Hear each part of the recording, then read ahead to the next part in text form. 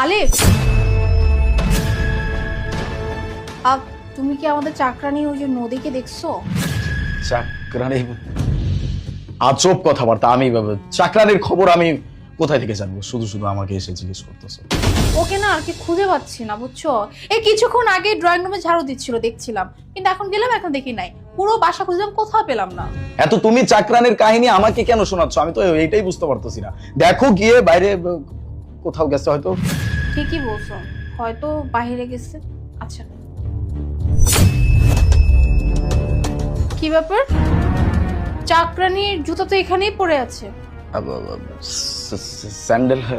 ও sandal তো আমি পরে আসছিলাম। আমি কি আর জানি নাকি যে এটা চাকরানির স্যান্ডেল? আমি জাস্ট পরে আসছি। আচ্ছা ঠিক আছে। শোনো, এই দরজাটা লাগাই দিয়েছো? হুম।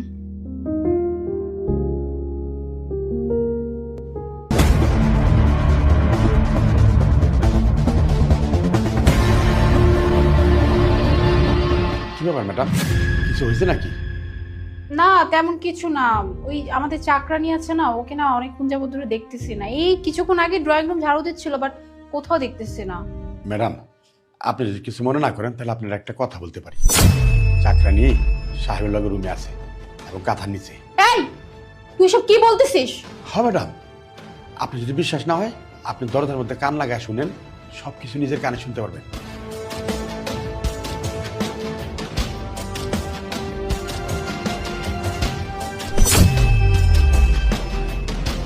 স্যার, এখন যদি ম্যাডাম জানতে পারে না আমার যে কি হইব, আমি আপনাকে 100 বার কইছি ম্যাডাম যদি বাড়িতে থাকে তাইলে আপনি আমার গায়ে হাত দিবেন না। আমি কি জানি না কি যে ও হঠাৎ করে এখানে চলে আসবে। চিন্তা করিস না, ও একটু আড়ালে যাক, তুই ততক্ষণ এখানে থাক। একটু আড়ালে গেলে আমি তোকে বের করে দেবো।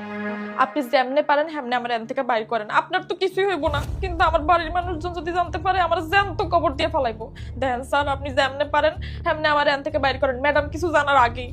ম্যাডাম বোঝার আগে না, ম্যাডাম অলরেডি বুঝে গেছে। কি ব্যাপার, দরজা খুলো। ম্যাডাম কি করে যায় না ফেলাইলো? দেখেন স্যার, আপনি যেমনে পারেন হেমনে আমার এখান থেকে বাইর করে দেন। শান্ত হয়ে বস। আমি আমি নিজেই এখানে ভয় পাচ্ছি। আমি কি করে জানবো যে ও কিভাবে জানবো? কিছু একটা করতে হবে। কি করি? এই চাকরানির বাচ্চা, ভালো ভালো বলতেছি দরজা খোল, নালে কিন্তু খবর আছে। আলিফ, কি হলো? দরজা